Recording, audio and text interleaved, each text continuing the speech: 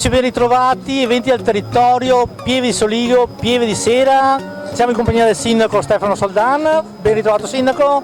Una kermesse che riparte alla grande, confermata, terza serata, grande affluenza alle nostre spalle. Ma direi una soddisfazione enorme non solo per l'amministrazione ma per tutte quelle associazioni che hanno dato il proprio contributo, per tutte le persone che ci hanno messo il cuore e l'anima nel portare a Pieve di Soligo questi eventi. È vero, la terza edizione, una terza edizione che si preannuncia un successo come le due precedenti, dove abbiamo potuto assistere alla presenza dalle 2.000 alle 3.000 persone, con eventi in cui è stato possibile, al di là di ascoltare ottima musica e divertirsi nelle parti ritrovate di questa città con l'Udobus, con la ludoteca e quant'altro, ma anche assaporare i piatti tipici e comunque trovare un'area dedicata al food, al cibo e a stare insieme, che ho visto è stato molto apprezzato dai nostri concittadini.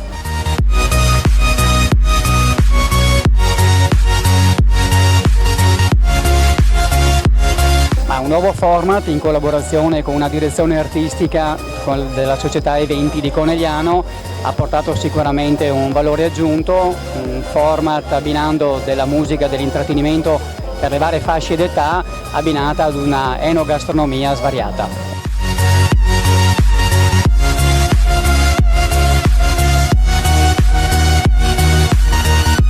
Con una manifestazione che avviene su due luoghi ritornati alla cittadinanza.